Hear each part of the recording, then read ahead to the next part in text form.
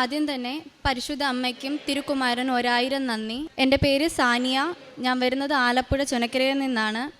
ഞാനിവിടെ ആദ്യമായിട്ട് ഉടമ്പടി എടുക്കുന്നത് 30/8/2024 ഞാൻ ഉടമ്പടി എടുക്കാനുള്ള കാരണം, ഞാൻ പഠിക്കുന്നത് ബാംഗ്ലൂരാണ്, നേഴ്സിംഗ് ആണ് പഠിക്കുന്നത്. ഞാൻ അവിടെ പഠിക്കുന്നതിൻ്റെ കൂട്ടത്തിൽ തന്നെ എനിക്കിവിടെ ഡ്യൂട്ടി ഉണ്ട്. ആ ഫസ്റ്റ് ഇയറിൽ ഡ്യൂട്ടിക്ക് കയറിയ സമയത്ത് ഈ ഏപ്രിൽ 4-ാം തീയതി ഡ്രസ്സ് വാഷ് ചെയ്തത് എടുക്കാൻ പോയപ്പോഴാണ് എനിക്ക് ആക്സിഡൻറ്റ് ഉണ്ടാകുന്നത്. 4-ാം നിലയിൽ നിന്ന് ഞാൻ കാല് തെന്നി താഴേക്ക് വീഴുമായിരുന്നു. അതേ തുടർന്ന് അവിടുത്തെ ഹോസ്പിറ്റലിൽ അവിടെ എന്നെ കാണിച്ചപ്പോൾ എനിക്ക് 3 സർജറി വേണമെന്ന് പറഞ്ഞു. മാക്സിമം പോയ ഒരു 6 മാസമെങ്കിലും ഞാൻ അനങ്ങാതെ അവിടെ തന്നെ കിടക്കേണ്ടി വരുമെന്ന് എന്നോട് പറഞ്ഞു. ഒന്നര ദിവസത്തേക്ക് 65,000 രൂപ അവിടെ നിന്ന് പറഞ്ഞപ്പോൾ അത് ഞങ്ങളുടെ കൊടുക്കാനുള്ള കെൽപ്പ് ഞങ്ങളുടെ ഇല്ല. സാമ്പത്തികമായിട്ട് ഭയങ്കര ബുദ്ധിമുട്ടുള്ള കുടുംബമായിരുന്നു ഞങ്ങളുടേത്. അതുകൊണ്ട് തന്നെയും കടമൊക്കെ മേടിച്ചിട്ട് ആ 60,000 രൂപ അവിടെ നിന്ന് കൊടുത്തുകൊണ്ട് എൻ്റെ അമ്മ നാട്ടിൽ നിന്ന് ഒരു ആംബുലൻസ് വിളിച്ച് അടുത്തുള്ള ഒരു ചേട്ടനെയും വിളിച്ചുകൊണ്ടാണ് എന്നെ ബാംഗ്ലൂരിൽ നിന്ന് കോട്ടയം മെഡിക്കൽ ഹോസ്പിറ്റലിലോട്ട് കൊണ്ടുവരുന്നത്. മെഡിക്കൽ ഹോസ്പിറ്റലിൽ കൊണ്ടുവന്നപ്പോഴും അവിടെ എക്സ്റേയും സ്കാനും ഒക്കെ എടുത്ത സമയത്തും അവരും പറഞ്ഞു 3 സർജറി എങ്കിലും മാക്സിമം വേണ്ടി വരും. നടുവിൻ്റെ സ്പൈനൽ കോഡിന് അകൽച്ചയും പൊട്ടലും ഉണ്ട്. 2 കാലിനും സർജറി ചെയ്യേണ്ടി വരുമെന്ന് പറഞ്ഞു. അതേ തുടർന്ന് എൻ്റെ അടുത്ത ബെഡിൽ കിടന്നവരുടെ കാത്തിരിപ്പുകാരൊക്കെ എനിക്ക് പുറത്തുനിന്നൊക്കെ വരുമ്പോൾ ഇവിടെ നിന്ന് കൃപാസനത്തിൽ നിന്ന് കിട്ടിയ പത്രം എല്ലാം കൊണ്ടുവന്ന് എൻ്റെ അടുത്തിരുന്നിട്ട് എൻ്റെ അടുത്തുനിന്ന് പ്രാർത്ഥിക്കുകയും അത് വെച്ച് നന്നായിട്ട് അത് പ്രാർത്ഥിച്ചാൽ മതി മോളെ, നന്നായിട്ട് അത് വായിക്കുക, സാക്ഷ്യങ്ങളൊക്കെ വായിച്ച് നന്നായി പ്രാർത്ഥിച്ചാൽ നിൻ്റെ കൂടെ ദൈവം ഉണ്ടാവും എന്ന് പറഞ്ഞു. മാതാവ് നിൻ്റെ കൂടെ തന്നെ കാണും, നിന്നെ കൈവിടത്തില്ല, ഇത്രയൊക്കെ ആക്കിയല്ലേ ഉള്ളൂ, നിൻ്റെ കൂടെ തന്നെ ഉണ്ട്, നീ നന്നായിട്ട് പ്രാർത്ഥിക്കാൻ എന്നോട് പറഞ്ഞു. എൻ്റെ അമ്മ ഒരു ഹിന്ദുവാണ്, ഞങ്ങളും ആ ഒരു രീതി തന്നെയാണ്. എൻ്റെ അച്ഛൻ ക്രിസ്ത്യാനിയാണ്. ചെറുപ്പം തൊട്ടേ ഇടയ്ക്കിടയ്ക്ക് മാത്രമേ ഞാൻ ബൈബിൾ വായിക്കത്തുള്ളായിരുന്നു. പക്ഷേ ഇതിന് ശേഷം ഞാൻ നന്നായിട്ട് ബൈബിൾ വായിക്കാനും തുടങ്ങി. പത്രം കിട്ടിയതിലൂടെ തന്നെ ഞാൻ നന്നായിട്ട് രാവും പകലും എനിക്ക് ഉറക്കം കിട്ടുന്നില്ല, നല്ല വേദനയോടെ തന്നെ ഞാൻ കരഞ്ഞ് പ്രാർത്ഥിച്ചിരുന്നു മാതാവിനോട്. മാതാവ് എനിക്ക് ഈ 3 സർജറി എന്നുള്ള എനിക്കൊന്നും മാറ്റി തരും, എനിക്ക് എത്രയും സർജറി എന്നാലും എനിക്ക് എത്ര നാൾ ഞാൻ കിടക്കേണ്ടി വരും എന്ന് ഞാൻ പ്രാർത്ഥിച്ചു. മാതാവ് എനിക്ക് നടക്കാൻ പറ്റുമ്പോൾ ഞാൻ അവിടെ വന്ന് സാക്ഷിയും ഉടമ്പടിയും വെച്ചോളാം എന്ന് കരഞ്ഞ് ഞാൻ പ്രാർത്ഥിച്ചു. കറക്റ്റ് എനിക്ക് ഏപ്രിൽ 17-ാം തീയതി സർജറി ആയിരുന്നു. അതിന് തലേ ദിവസം ഒന്നും കൂടി സ്കാനും റിപ്പോർട്ടും ചെയ്യുന്ന ആ ടൈമിൽ ആ റിപ്പോർട്ടിനകത്ത് വന്നു 3 സർജറിയുടെ ആവശ്യമില്ല, എനിക്ക് 1 സർജറി മാത്രം മതി, ഒരു കാലിൻ്റെത്, മറ്റേ കാലിന് ചതവ് മാത്രമേ ഉള്ളൂ, നടുവിന് ചെറിയ പോറലുണ്ട്, അത് റെസ്റ്റ് എടുത്താൽ മാറുമെന്നും പറഞ്ഞു. അപ്പോൾ തന്നെ എനിക്ക് മനസ്സിലായി മാതാവ് എൻ്റെ കൂടെ തന്നെ ഉണ്ടാവും, നന്നായിട്ട് പ്രാർത്ഥിച്ചു കഴിഞ്ഞാൽ മാതാവ് എല്ലാവരും കൂടെ ഉണ്ടാവുമെന്ന് എനിക്ക് മനസ്സിലായി. ഒരു ഹിന്ദു ആയിരുന്ന എനിക്ക് മാതാവിനോട് ഇത്രയും പ്രാർത്ഥിച്ചപ്പോൾ തന്നെ ഇത്ര അനുഗ്രഹം കിട്ടുന്നുണ്ടെങ്കിൽ ഞാൻ നന്നായിട്ട് പ്രാർത്ഥിച്ചു കഴിഞ്ഞാൽ എൻ്റെ എല്ലാ അസുഖങ്ങളും മാറ്റി എനിക്ക് തിരിച്ച് പഠിക്കാൻ പോകാൻ പറ്റുമെന്ന് എനിക്ക് മനസ്സിലായി. സർജറി കഴിഞ്ഞ് 1 മാസത്തോളം ഞാൻ ഹോസ്പിറ്റലിൽ കിടന്നു. അതിനുശേഷം നേരെ ഡിസ്ചാർജ് ചെയ്ത് വീട്ടിൽ 1.5 മാസത്തോളം കിടന്ന് കറക്റ്റ് 2.5 മാസം ആയപ്പോഴത്തേക്കും ഞാൻ എണ്ണീറ്റ് ഇരുന്നു. 6 മാസത്തോളം ഒരേ കിടക്കുമെന്ന് പറഞ്ഞ അതേ ഡോക്ടർ തന്നെ 2.5 മാസം ആയപ്പോഴത്തേക്കും ഞാൻ എണ്ണീറ്റിരുന്നു എന്ന് പറഞ്ഞപ്പോൾ അവർക്ക് തന്നെ വലിയൊരു അത്ഭുതമായിട്ടാണ് തോന്നിയത്. 3 മാസം കഴിഞ്ഞപ്പോൾ ഞാൻ പതിയെ എണ്ണീറ്റ് നടക്കാനും തുടങ്ങി പറഞ്ഞാൽ എനിക്ക് നന്നായിട്ട് നടക്കാൻ പറ്റുന്ന ഒരു ടൈമിലാകുമ്പോൾ ഞാൻ മാതാവെ അവിടെ വന്ന് ഉടമ്പടി എടുത്ത് സാക്ഷ്യം പറഞ്ഞോളാമെന്ന് ഞാൻ മാതാവിൻ്റെ അടുത്ത് കരഞ്ഞ് പ്രാർത്ഥിച്ചു. അതേ ടൈമിൽ തന്നെ ഞാൻ നന്നായിട്ട് പ്രാർത്ഥിച്ചു. എനിക്ക് എൻ്റെ കുടുംബത്തിന് 6.5 ലക്ഷത്തോളം നല്ല കടബാധ്യത ഉണ്ടായിരുന്നു. വീട് പണിയും പൂർത്തിയാക്കാതിരുന്ന ആ ഒരു രീതിയിലായിരുന്നു. അപ്പോഴാണ് ഞങ്ങളുടെ അടുത്ത സഭയിലുള്ള ഒരു പള്ളിയിലച്ഛൻ വന്നിട്ട് ഞങ്ങളുടെ സാമ്പത്തിക ബുദ്ധിമുട്ടുകളും വീടിൻ്റെ പരിസരങ്ങളും എല്ലാം കാണിച്ച് ഒരു വീഡിയോ എടുത്ത് ഫേസ്ബുക്കിൽ അപ്ലോഡ് ചെയ്തു. അതുവഴി 3-4 ദിവസത്തിനുള്ളിൽ തന്നെ ഞങ്ങൾക്ക് കടബാധ്യതയെല്ലാം തീർത്ത് ഞങ്ങളുടെ വീട് പണി പൂർത്തീകരിക്കാൻ തന്നെ ഞങ്ങളുടെ അടുത്ത് തന്നെ ഉള്ള ഒരാളായിരുന്നു ക്രിസ്ത്യാനികൾ. അവർ വന്ന് ഞങ്ങളുടെ വീട് പണി എത്രയും പെട്ടെന്ന് പൂർത്തീകരിച്ച് തരാം, ഒരു കുഴപ്പമില്ല, മോളുടെ അസുഖങ്ങളെല്ലാം മാറി നന്നായിട്ട് പഠിക്കാനുള്ള വക ഉണ്ടാക്കാതെന്നൊക്കെ പറഞ്ഞുകൊണ്ട് ഞങ്ങളുടെ കൂടെ തന്നെ നിന്ന് ഞങ്ങളെ സപ്പോർട്ട് ചെയ്തു. അതിലൂടെ എല്ലാം വീട് പണിയെല്ലാം ഒരുവിധം ആവാറായിരുന്ന ടൈമിൽ എനിക്ക് നടക്കാൻ നന്നായിട്ട് പറ്റി. ആ ടൈമിൽ ഞാൻ ഇവിടെ വന്ന് 30/8/2024 ഇവിടെ വന്ന് ഞാൻ ഉടമ്പടി എടുത്ത് നന്നായിട്ട് പ്രാർത്ഥിച്ചു. എനിക്ക് എത്രയും പെട്ടെന്ന് ഞാൻ നന്നായിട്ട് നടന്ന് എനിക്ക് ബാംഗ്ലൂർ പോയി തിരിച്ച് പഠിക്കാൻ പറ്റണമെന്ന് ഞാൻ പ്രാർത്ഥിച്ചു. ഉടമ്പടിയിൽ ആദ്യത്തെ നിയോഗം വെച്ചത് എൻ്റെ പപ്പാടെ 2 വർഷത്തോളമായിട്ട് എൻ്റെ പപ്പായുടെ കാലിന് നല്ല വേദന ഉണ്ടായിരുന്നു. ആ വേദന ഒന്ന് മാറിക്കിട്ടാൻ വേണ്ടി ഞാൻ മാതാവിൻ്റെ അടുത്ത് നന്നായിട്ട് പ്രാർത്ഥിച്ചിരുന്നു. ഇവിടുന്ന് കിട്ടിയ തൈലവും ഉപ്പും എല്ലാം ഞാൻ നന്നായി തൈലം നന്നായിട്ട് പ്രാർത്ഥിച്ച് പപ്പായുടെ കാലിൽ കുരിശ് വരച്ച് കൊടുത്തിരുന്നു. 2 വർഷത്തോളമായിട്ട് മാറാണ്ടിരുന്ന പപ്പായുടെ മുട്ടുവേദന 2 ആഴ്ച കൊണ്ട് പപ്പായുടെ കാല് സുഖമായിട്ട് പപ്പ നടക്കാനൊക്കെ തുടങ്ങി. അതിലൂടെ പപ്പ നന്നായിട്ട് വെള്ളം അടിക്കുന്ന ഒരു ഇതായിരുന്നു, നന്നായിട്ട് കള്ളു കുടിക്കുമായിരുന്നു. ഉപ്പ് നന്നായിട്ട് പ്രാർത്ഥിച്ച് കഴിക്കുന്ന ഭക്ഷണത്തിലൊക്കെ ഇട്ട് നന്നായിട്ട് കഴിക്കാൻ പറഞ്ഞു ഞാൻ. അതിലൂടെയും പപ്പ 1 മാസത്തിനുള്ളിൽ വെള്ളവടി എല്ലാം നിർത്തി. പപ്പ ജോലിയൊന്നും ഇല്ലാതെ വീട്ടിൽ ഇരിക്കുമായിരുന്നു. അതിനുശേഷം 1 മാസത്തിന് ശേഷം പപ്പയ്ക്ക് ചെന്നൈയിലൊരു ജോലി കിട്ടുകയും അവിടേക്ക് പോവുകയും ചെയ്തു. വീട് പണി ആ സമയത്തോടും പൂർത്തീകരിച്ച് അവിടുന്ന് ഞങ്ങൾക്കിപ്പോൾ പെരവാസത്തിൽ കഴിഞ്ഞ് ഞങ്ങൾ വീട്ടിൽ താമസവും തുടങ്ങി. അതിലൂടെ എനിക്ക് ജോസഫ് അച്ഛൻ്റെ ഒരു പ്രാർത്ഥന ഉണ്ടായിരുന്നു. അതിൽ ജോസഫ് അച്ഛൻ പറയുകയുണ്ടായിരുന്നു ഒരു സാക്ഷ്യം വയ്ക്കൽ. ആ സാക്ഷ്യത്തിൽ ആ കുട്ടിയുടെ ബർത്ത്ഡേ അന്ന് ആ കുട്ടി വെച്ചിരുന്ന നിയോഗങ്ങൾ സഫലമായി എന്നാണ് ഞാനത് കേട്ടത്. അപ്പോൾ ഞാനും ഇങ്ങനെ വിചാരിച്ചു എൻ്റെ ബർത്ത്ഡേയും വരാൻ പോകുന്നു, അപ്പോൾ ഞാൻ വെച്ച നിയോഗങ്ങൾ എനിക്ക് അന്ന് സാധിച്ചു കിട്ടുമല്ലോ എന്ന് ഞാനിങ്ങനെ ചിന്തിച്ചിരുന്നു. കറക്റ്റ് എൻ്റെ ബർത്ത്ഡേ ഒക്ടോബർ 23 അത് കഴിഞ്ഞ് 2 ദിവസത്തിനുള്ളിൽ എൻ്റെ ചേച്ചി എന്നോട് വിളിച്ച് പറഞ്ഞു, നിനക്ക് നടക്കാനൊക്കെ ഒക്കുമല്ലോ, കുഴപ്പമൊന്നുമില്ലല്ലോ, അങ്ങനെയാണെന്നുണ്ടെങ്കിൽ നീ ബാംഗ്ലൂർക്ക് വാ. പ്രിൻസിപ്പൾ പറഞ്ഞു നടക്കാനൊക്കെ പറ്റും, ഇരിക്കാനൊക്കെ പറ്റുമെന്നുണ്ടെങ്കിൽ എക്സാം എഴുതാൻ മോള് വാ എന്ന് പറഞ്ഞുകൊണ്ട് എന്നെ വിളിച്ച് പറഞ്ഞു. അന്നേരം തന്നെ ഞാൻ ഫോൺ അങ്ങോട്ട് മാറ്റി വെച്ചിട്ട് പെട്ടെന്ന് തന്നെ മാതാവിൻ്റെ അടുത്ത് പോയിട്ട് കരഞ്ഞ് പ്രാർത്ഥിച്ചു. 1000 നന്ദി ഞാൻ പറഞ്ഞു മാതാവിൻ്റെ അടുത്ത്. അത്രത്തോളം എനിക്ക് തന്നു മാതാവിന് 1000 നന്ദിയുണ്ട്. ഇവിടുന്ന് തന്ന പത്രങ്ങളെല്ലാം ഞാൻ നന്നായിട്ട് പ്രാർത്ഥിച്ച് ഇവിടുന്ന് തന്ന തൈലങ്ങൾ ഞാൻ നന്നായിട്ട് പ്രാർത്ഥിച്ച് അത് കുരിശ് വരച്ച് ഉപ്പ് ഇട്ട് ഞാൻ അമ്മയിൽ കൊടുത്തു വിട്ടു. എനിക്ക് പോകാൻ പറ്റാത്തൊരു സിറ്റുവേഷനിലായിരുന്നു.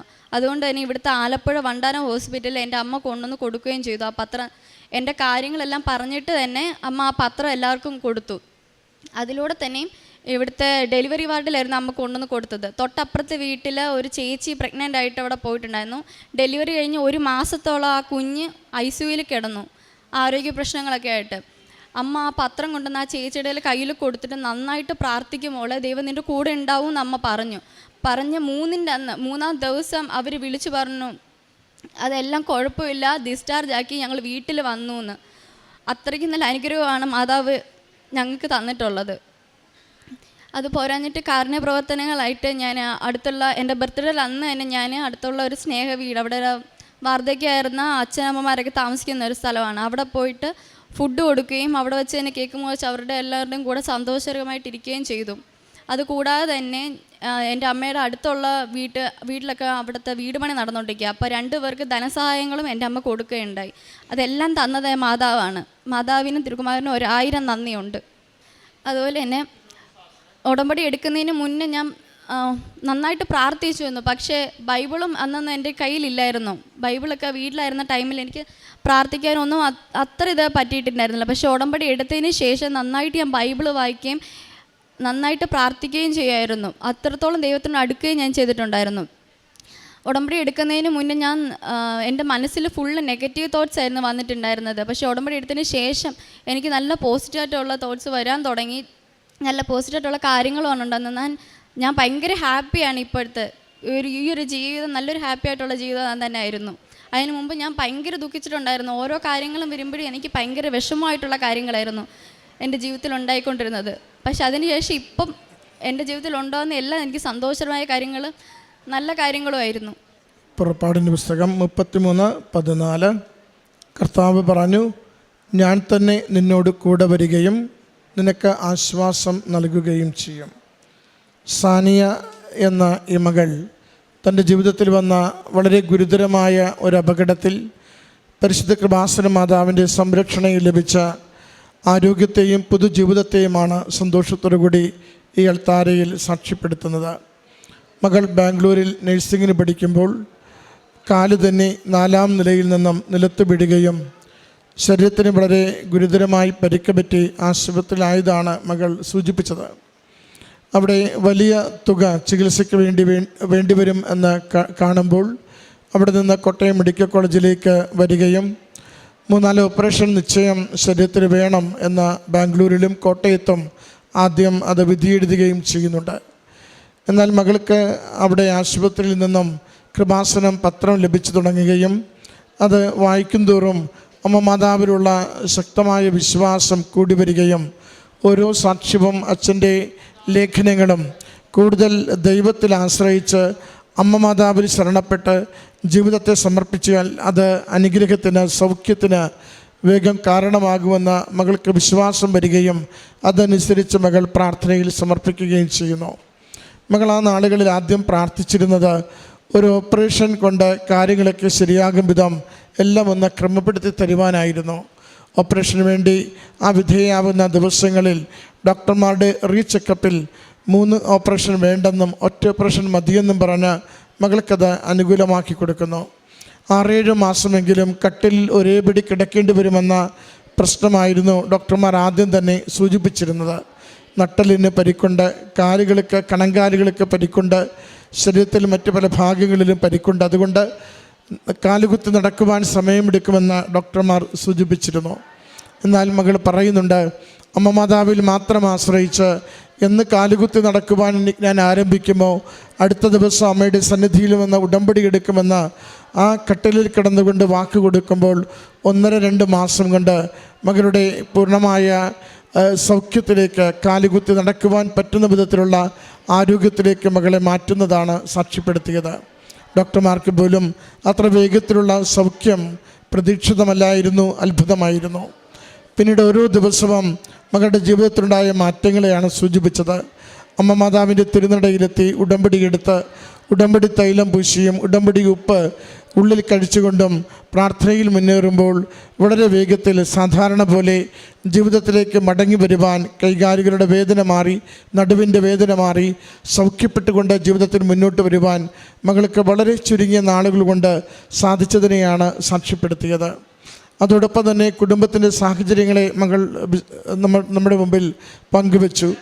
6 ലക്ഷം രൂപ കടബാധ്യതയുള്ള ഭവനം, വീട് പണിപൂർത്തിയാവാതെ വളരെ ക്ലേശകരമായ അവസ്ഥയിൽ കിടക്കുന്ന കുടുംബം, അത് അടുത്തൊരു പള്ളിയിലെ അച്ഛൻ വന്ന് ആ വീടിൻ്റെ ദയനീയാവസ്ഥയും മോളുടെ രോഗാവസ്ഥയും ഒക്കെ ഒന്ന് വീഡിയോ എടുത്ത് ഫേസ്ബുക്കിലിടുമ്പോൾ ആ കുടുംബത്തിൻ്റെ കടബാധ്യതകൾ മാറുന്നതിന്, വീടിൻ്റെ നിർമ്മാണ പ്രവൃത്തി പൂർത്തീകരിക്കുന്നതിന്, മോളുടെ ചികിത്സയ്ക്ക് ആവശ്യമുള്ളത് എല്ലാം അതിലൂടെ നിവർത്തിതമാകുന്നത് പരിശുദ്ധ അമ്മ മാതാവിൻ്റെ പരിപാലനയാൽ ഒന്നും നടക്കാതിരുന്ന കാലത്തിൽ ഒത്തിരി അനുഗ്രഹം അമ്മയുടെ ഇടപെടലിലൂടെ ഒരു കുറവുമില്ലാത്ത വിധം എല്ലാം സാധിച്ചു ലഭിച്ചതിനെയാണ് മകൾ പിന്നീട് സാക്ഷ്യപ്പെടുത്തിയത്. അപ്പച്ചൻ്റെ അമിതമായ മദ്യപാനവും അതിൻ്റെ പ്രയാസങ്ങളും സൂചിപ്പിക്കുമ്പോൾ ഉടമ്പടിയുപ്പ് ഭക്ഷണത്തിൽ ചേർത്ത് കൊടുത്തതിലൂടെ 1 മാസം കൊണ്ട് അതിൽ നിന്ന് പൂർണ്ണമായി വർഷങ്ങളുടെ മദ്യപാനം 1 മാസം കൊണ്ട് പൂർണ്ണമായി വിടുതൽ നേടുകയും അപ്പൻ സാധാരണ ജീവിതത്തിലേക്കും ജോലിയെടുക്കുവാൻ താല്പര്യമുള്ള ജീവിതാവസ്ഥയിലേക്കും വളർന്നതിനെയാണ് സാക്ഷ്യപ്പെടുത്തിയത്. ഓരോ നിമിഷവും അമ്മ മാതാവിൻ്റെ തിരുനടയിലേക്ക് ഈ സമർപ്പിക്കുന്ന ഓരോ പ്രാർത്ഥനയും അനുഗ്രഹമായി തീരുന്നതിനെയാണ് മകൾ പറയുന്നത്. ബർത്ത്ഡേ ഗിഫ്റ്റായി എന്തെങ്കിലും ലഭിക്കണമെന്ന ആഗ്രഹത്തോടു കൂടി പ്രാർത്ഥിച്ചത് മകൾ സൂചിപ്പിക്കുന്നുണ്ട്. അച്ഛൻ്റെ ഉടമ്പടി ധ്യാനത്തിൽ നിന്നാണ് അങ്ങനെ ഒരു സന്ദേശം കിട്ടിയത് പോലും. അങ്ങനെ ബർത്ത്ഡേ ഗിഫ്റ്റിന് വേണ്ടി പ്രാർത്ഥിച്ചു കൊണ്ടിരിക്കുമ്പോൾ ഒരുപക്ഷെ ഇടയ്ക്ക് വെച്ച് മുടങ്ങുമായിരുന്ന പഠനം, ഇയർ റിപ്പീറ്റ് വരാമായിരുന്ന സാഹചര്യം അതെല്ലാം ഒഴിവാക്കിക്കൊണ്ട് മകൾക്ക് പരീക്ഷ എഴുതുവാൻ വേണ്ടി ബാംഗ്ലൂർക്ക് തിരികെ പോകുവാനും പഠനം തുടരുവാനുമുള്ള സാഹചര്യം അമ്മ മാതാവ് ഒരുക്കി കൊടുത്തതിനെ സാക്ഷ്യപ്പെടുത്തുന്നു. പ്രിയമുള്ളവരെ, മകളുടെ വാക്കുകളിൽ ആവർത്തിച്ച് പറയുന്നുണ്ട്, എൻ്റെ അമ്മ മാതാവിൻ്റെ തിരുനടയിൽ എന്തൊക്കെ ഞാൻ ആഗ്രഹത്തോടെ ശരണപ്പെട്ട് സമർപ്പിക്കുന്നുവോ ഓരോ കാര്യവും എനിക്ക് അനുഗ്രഹമായി, എൻ്റെ കുടുംബത്തിന് അനുഗ്രഹമായി, എൻ്റെ ജീവിത സാഹചര്യങ്ങൾക്ക് എപ്പോഴും വലിയ സംരക്ഷണമായി അമ്മ മാതാവ് എനിക്ക് നേടിത്തരുന്നുവെന്ന് മകൾ ആവർത്തിച്ച് സാക്ഷ്യപ്പെടുത്തുകയാണ്.